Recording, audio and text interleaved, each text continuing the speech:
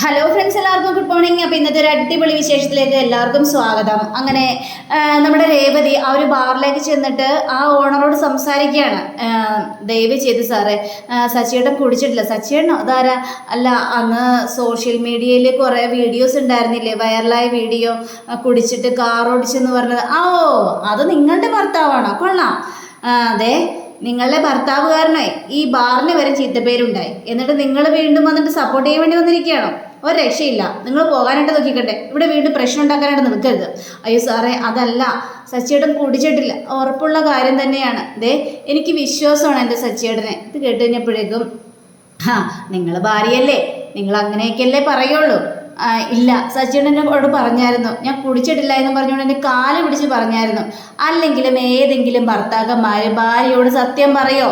താൻ കുടിച്ചിട്ടുണ്ടെങ്കിലും കുടിച്ചിട്ടില്ലെന്നല്ലേ പറയുള്ളൂ. അല്ലെങ്കിൽ ഭാര്യമാര് കിടന്ന് വീട്ടിൽ കിടന്ന് പ്രശ്നം ഉണ്ടാക്കൂലേ? ആ ഒരു കാര്യത്തിലായിരിക്കും അങ്ങനെ പറഞ്ഞിട്ടുണ്ടാവുക. ഇല്ല സാറേ, സച്ചിയേട്ടൻ എന്നോട് കള്ളം പറയില്ല. സച്ചിയേട്ടൻ പറഞ്ഞത് മുഴുവനും സത്യമാണ്. അത് തെളിയിക്കാൻ വേണ്ടി തന്നെയാണ് ഞാൻ ഇങ്ങോട്ട് വന്നത്. തെളിയിക്കാനോ? എന്ത് തെളിയിക്കാനായിട്ട്? നിങ്ങൾ ചുമ്മാ മനുഷ്യനെ മെനക്കെടുത്താതെ പോകാനായിട്ട് നോക്ക്. സാറേ, എനിക്കൊരു കാര്യം മാത്രം അറിഞ്ഞാൽ മതി. അന്നത്തെ ആ CCTV ഫുട്ടേജ്, ഇവിടെ എന്താ നടന്നത് എന്ന് ആ CCTVയിൽ തെളിയുമല്ലോ. അതൊന്നും അറിഞ്ഞാൽ മാത്രം മതി സാറേ. സാർ അതൊന്ന് എനിക്ക് കാണിച്ചു തരുമോ പ്ലീസ് സാറേ? എൻ്റെ ഭർത്താവിൻ്റെ നിരപരാധിത്വം എനിക്ക് തെളിയിച്ചേ മതിയാവുള്ളൂ. അദ്ദേഹം കുടിക്കൂലെന്നല്ല, പക്ഷേ അദ്ദേഹം പകല് കുടിച്ചിട്ട് കാർ ഓടിക്കില്ല. അതെനിക്ക് ഉറപ്പുള്ള കാര്യം തന്നെയാണെന്ന് ഈ ഓണറോട് ഭയങ്കരമായിട്ടും കാല് പിടിച്ച് പറയുക രേവതി.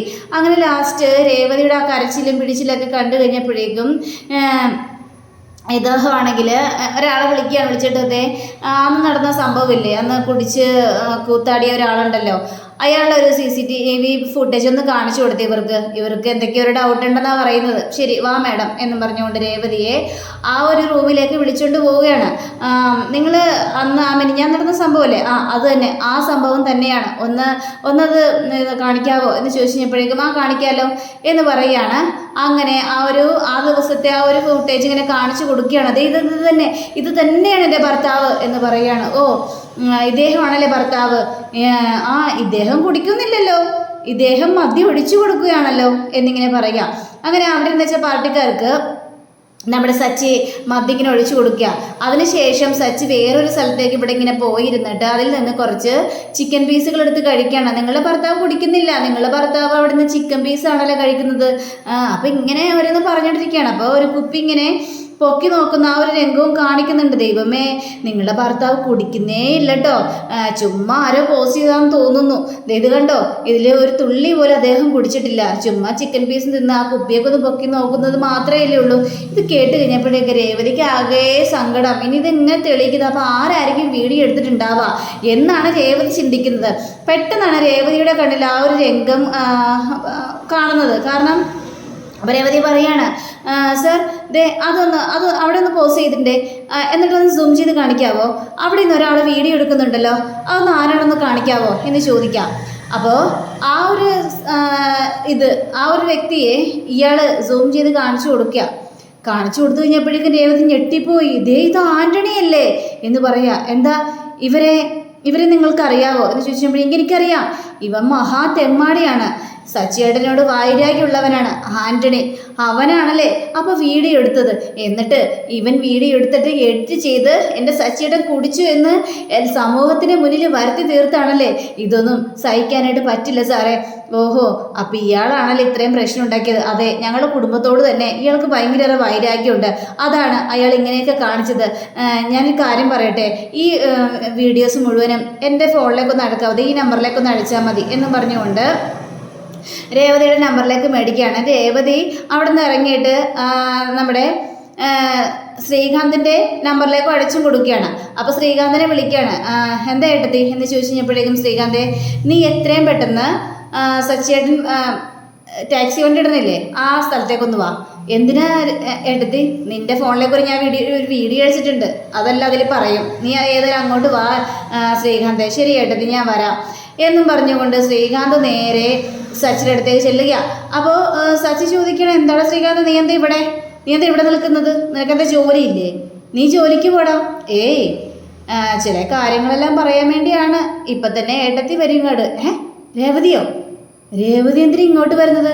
അതൊക്കെ പറയാട്ടാ, ഏട്ടത്തി ഏതായാലും വരട്ടെ, അതിനുശേഷം പറഞ്ഞാൽ മതിയല്ലോ. ശ്രീകാന്തിന്റെ മുഖത്തപ്പോൾ ഭയങ്കര ചിരിയാണ്. സച്ചിക്കൊന്നും മനസ്സിലാവുന്നില്ല. അപ്പോഴേക്കും ദേ വരുന്നു രേവതി. അപ്പൊ രേവതി വന്ന് സ്കൂട്ടറിൽ ഇറങ്ങുക. രേവതിയുടെ കണ്ണുകളൊക്കെ നിറഞ്ഞിരിക്കുക. അപ്പോൾ സച്ചിയെ കണ്ടു കഴിഞ്ഞപ്പോഴേക്കും രേവതിക്ക് സങ്കടം സഹിക്കാൻ പറ്റിയില്ല. രേവതി ഓടി ചെന്നിട്ട് സച്ചിയെ കെട്ടിപ്പിടിക്കുകയാണ്. സച്ചിയേട്ടാ, എന്നോട് ക്ഷമിക്കണം സച്ചിയേട്ടാ. സച്ചിയേട്ടനെ എല്ലാവരും കുറ്റപ്പെടുത്തി. സച്ചിയേട്ടൻ കുടിയനാണ്, കുടിച്ചിട്ട് വണ്ടി ഓടിച്ചു എന്നൊക്കെ പറഞ്ഞുകൊണ്ട് ഞാനും അത് വിശ്വസിച്ചു.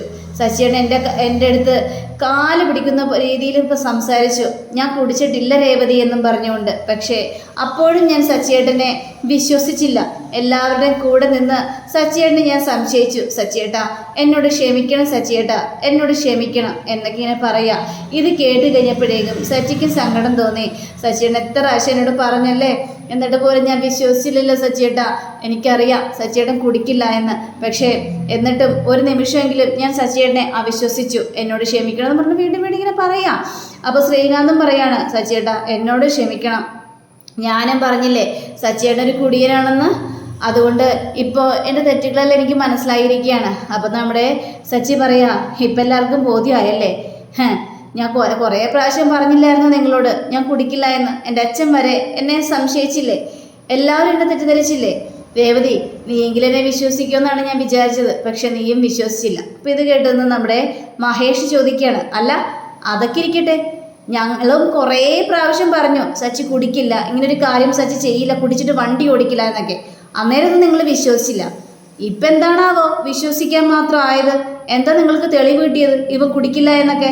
അപ്പം ഇത് കേട്ട് കഴിഞ്ഞപ്പോഴേക്കും നമ്മുടെ ശ്രീകാന്ത് ഒരു വീഡിയോ കാണിച്ചു കൊടുക്കുകയാണ്. അതെ ഏട്ടാ, ഇതൊന്ന് നോക്കിയേട്ടാ എന്നും പറഞ്ഞുകൊണ്ട്. അങ്ങനെ നമ്മുടെ സച്ചി ഒന്ന് നോക്കുക. സച്ചി ഒന്ന് നോക്കിക്കഴിഞ്ഞപ്പോഴേക്കും ഞെട്ടിപ്പോയി. ഇതേ ഈ വീഡിയോ എടുത്തത് മുഴുവനും ദേ ആൻ്റണിയാണ്. അങ്ങനെ ആൻ്റണി അവിടെ നിന്ന് ആ വീഡിയോ എടുക്കുന്ന കാര്യങ്ങൾ മുഴുവനും കാണുക. അപ്പോൾ ഇത് കണ്ടുകഴിഞ്ഞപ്പോഴേക്കും സച്ചിക്ക് വീണ്ടും കലി സഹിക്കാൻ പറ്റാത്തൊരവസ്ഥ. ദേ ഏട്ടത്തിയാ CCTV കാണണമെന്നും പറഞ്ഞുകൊണ്ട് ആ ബാറിലേക്ക് ചെന്നതും അയാളോട് കുറേ കാര്യങ്ങളെല്ലാം പറഞ്ഞ് ആ CCTV കാണാൻ ഇടയായതും അതുകൊണ്ട് ഏട്ടൻ്റെ നിരപരാധിത്വം തെളിഞ്ഞില്ലേ? ഈ വീഡിയോസ് മുഴുവൻ എടുത്തത് ആൻ്റണിയാണ്. ഇപ്പോൾ സത്യാവസ്ഥ തെളിഞ്ഞില്ലേ എന്ന് പറയുക. ഇത് കേട്ട് കഴിഞ്ഞപ്പോഴേക്കും സച്ചിക്ക് കലയും വരുന്നുണ്ട്, അതേപോലെ സങ്കടവും വരുന്നുണ്ട്. വീണ്ടും നമ്മുടെ രേവതി ഓടി ചെന്നിട്ട് പറയണം, കണ്ടോ സച്ചിയേട്ടാ, ഇപ്പോൾ നിരപരാധിത്വം മനസ്സിലായി സച്ചിയേട്ടാ ഞാനിങ്ങനെ ചെയ്തുകൊണ്ടല്ല, പക്ഷേ സച്ചിയുടെ നിരപരാധിത്വം സമൂഹത്തിൽ മുഴുവനും തെളിയിക്കണ്ടേ, അതിനു വേണ്ടിയാണ് ഞാൻ ആ ബാറിലേക്ക് ചെന്നതും CCTV കാണണമെന്നും പറഞ്ഞത്. എന്നോട് ക്ഷമിക്കണം സച്ചിയേട്ടാ എന്നൊക്കെ വീണ്ടും വീണ്ടും പറഞ്ഞു കഴിഞ്ഞപ്പോഴേക്കും, നീ ഇങ്ങനെ ക്ഷമിക്കണം ആവർത്തിച്ച് പറയേണ്ട രേവതി, എനിക്ക് മനസ്സിലായ കാര്യങ്ങളൊക്കെ നീ അത് വിട്ടേര്. അങ്ങനെ വിട്ടാൽ പറ്റില്ലല്ലോ. ഇത് സമൂഹത്തിന് മുന്നിൽ അറിയണം. കാരണം സച്ചിയേട്ടനെ എല്ലാവരും കൂടി കുറ്റപ്പെടുത്തിയതാ. സച്ചിയേട്ടൻ കുടിച്ചു കൂത്താടിയിട്ട് വണ്ടി ഓടിച്ചെന്നൊക്കെ എല്ലാവരുടെ മുന്നിൽ തെളിയിക്കണ്ടേ? സച്ചിയേട്ടൻ കുടിച്ചിട്ടില്ല, കുടിക്കാതെയാണ് വണ്ടി ഓടിച്ചതെന്ന്. അത് തെളിയിച്ചേ മതിയാവള്. എടാ ശ്രീകാന്തെ, നീ എത്രയും പെട്ടെന്ന് ആ വീഡിയോ പോസ്റ്റ് ചെയ്യടാ എന്ന് പറയുകയാണ്. ഏട്ടത്തി, അങ്ങനെ വെറുതെ പോസ്റ്റ് ചെയ്താൽ പോരെ ഏട്ടത്തി. ഏട്ടനും വന്ന് സംസാരിക്കണം. അതെ, എന്താണ് ഉണ്ടായതെന്നും എന്താണ് യഥാർത്ഥത്തിൽ സംഭവിച്ചതെന്നും ഏട്ടന് സംസാരിക്കണം. എന്നിട്ട് നമുക്കിത് പോസ്റ്റ് ചെയ്താൽ മതി. അങ്ങനെ നമ്മുടെ സച്ചിയെ കൊണ്ട് വീഡിയോ. അങ്ങനെ സച്ചി കുറേ കാര്യങ്ങളെല്ലാം പറയുകയാണ്. എൻ്റെ പേര് സച്ചി,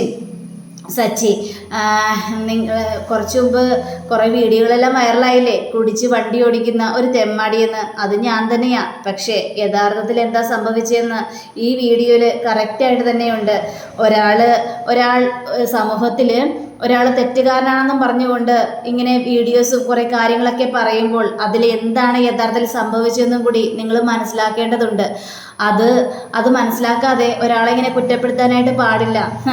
അവർ പറഞ്ഞത് ശരിയല്ല, ഞാൻ കുടിക്കും, അത് വല്ലപ്പോഴേ കുടിക്കുള്ളൂ, അതുകൊണ്ടാണ് കുടിയൻ എന്നുള്ളൊരു പേര് വന്നത്. പക്ഷേ ഒരിക്കലും ഞാൻ കുടിച്ചിട്ട് വണ്ടി ഓടിക്കില്ല. എൻ്റെ ജോലിയോട് ആത്മാർത്ഥത കാണിക്കുന്ന ഒരു വ്യക്തിയാണ് ഞാൻ. അതുകൊണ്ട് തന്നെ എനിക്കത് കുടിക്കാനും പറ്റത്തുമില്ല. പിന്നെ എൻ്റെ ഭാര്യ ഉള്ളത് കൊണ്ടാണ് ഞാനിപ്പോൾ രക്ഷപ്പെട്ടിങ്ങനെ നിൽക്കുന്നത്. എൻ്റെ ഭാര്യ ആ ബാറിൽ പോയി CCTV ഫുട്ടേജ് എല്ലാം എടുത്തത് കൊണ്ടാണ് യഥാർത്ഥ കള്ളനെ പിടിക്കാനായിട്ട് പറ്റിയത്. രേവതി നീ ഇങ്ങോട്ട് വന്നേന്ന് പറഞ്ഞുകൊണ്ട് രേവതിയെ ചേർത്ത് പിടിക്കണം കേട്ടോ.